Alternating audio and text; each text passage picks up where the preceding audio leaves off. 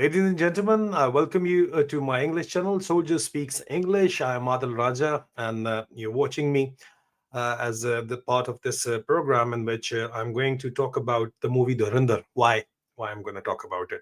Because there is a lot of commotion going around about Dhurandar. I've been asked about it by the Indian media as well, and I did give my interview about it in Urdu Hindi. So obviously, that is not for the universal audience. There is a lot of narrative warfare going on about it, so that forced me to go and watch that movie. 3 hours, 30 minutes movie, very long movie.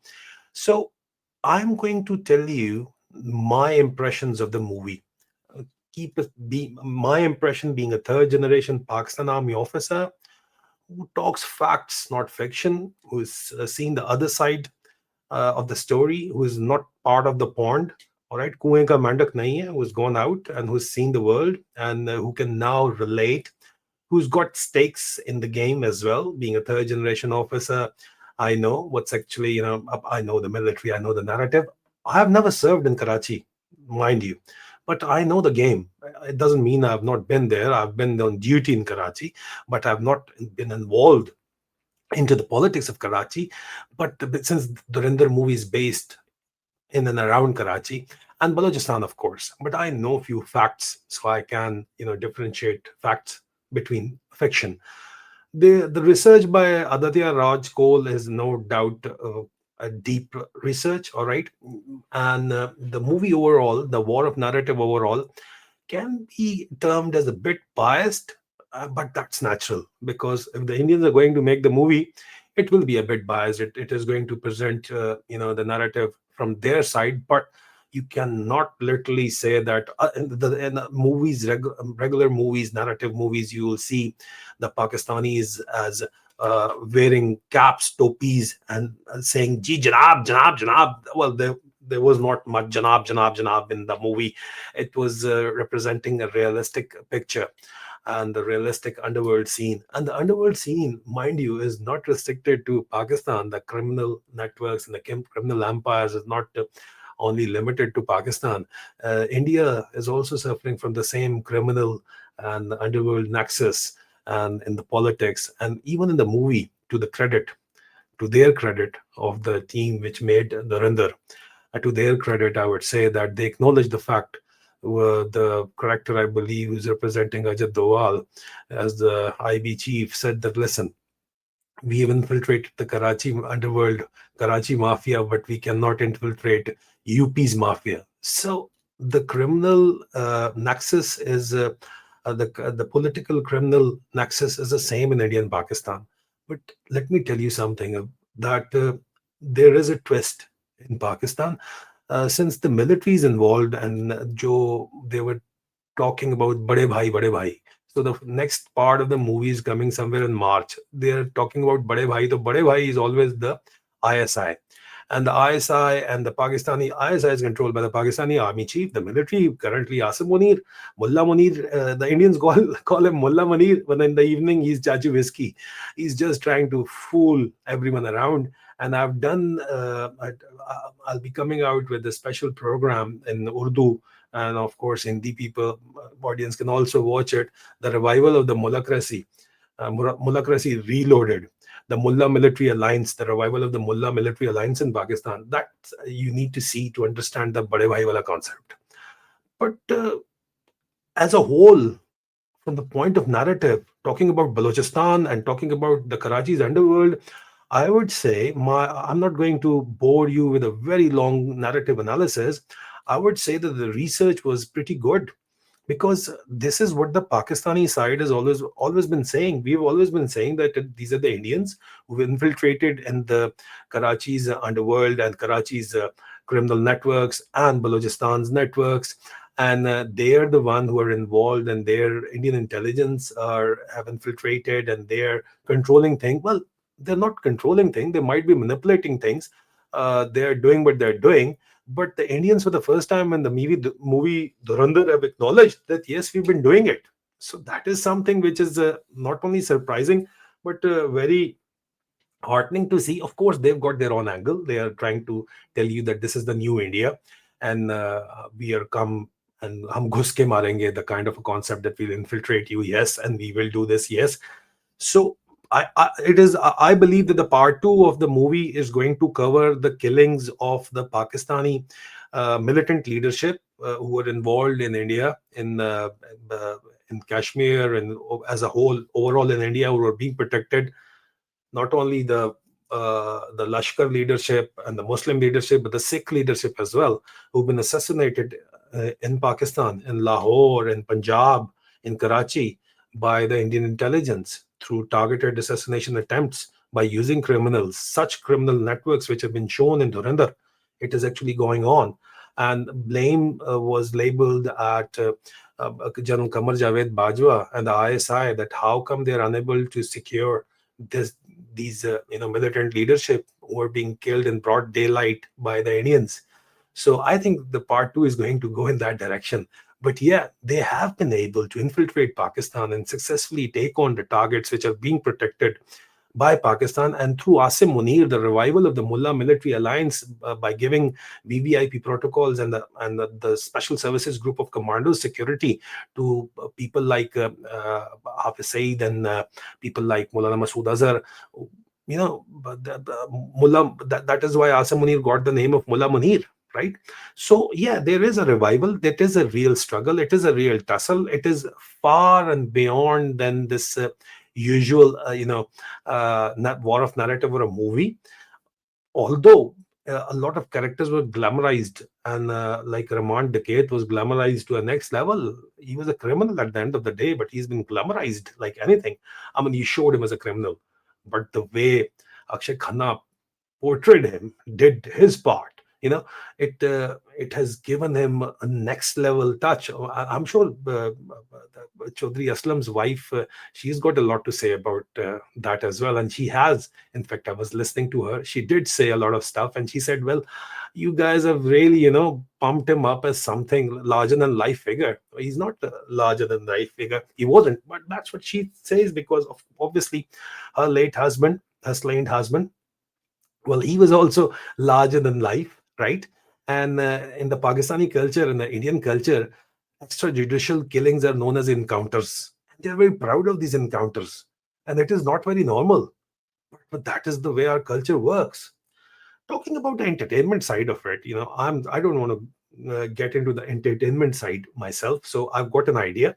I will invite my wife who went with me, and I'll ask her opinion about the movie from the entertainment point of view. She's born and brought up in the UK, but she knows the culture. She's very pro Pakistani. All right.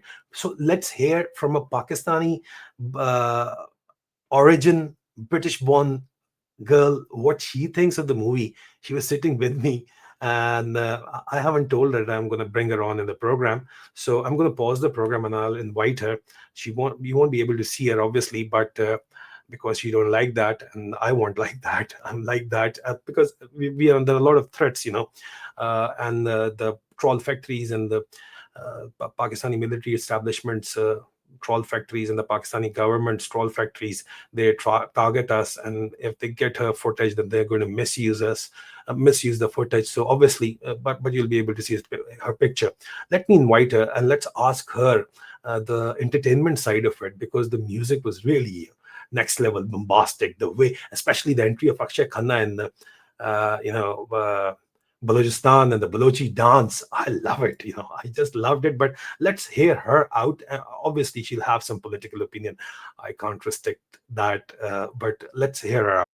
Yeah. Hi, Sabine. Hello, Sabine. Can you hear me? I can hear you. I'm sorry to ambush you like this. It is. Okay. I know It's a bit of a it's not. surprise. Yeah, it's not the kind of the program in which I would have invited you. But since we went, I've already for the 10 minutes I've given my opinion about the narrative warfare in the movie Dhurandhar. but Mm. and we went to see it because of the commotion around it. So you were with me. What do you think about otherwise the entertainment side of it, and of course the narrative side of it? I know you're not going to keep your opinion to yourself, so you're going to have your say. I know that. So please have your say. What are your opinion about it? But please do cover. I have not covered the entertainment part of it. I've only covered the narrative part of it and the way things are actually has been shown and the way things are on ground. So what do you think about it? What are your impressions about the movie Dhurandhar? Yeah. I thought, on a purely entertainment basis, it was a really well made film. Lots of violence, lots of gore, lots of blood, but it was justified during the whole complete movie. When you watch it, you know why. Because this is something which has been happening in Karachi a lot. It has been documented.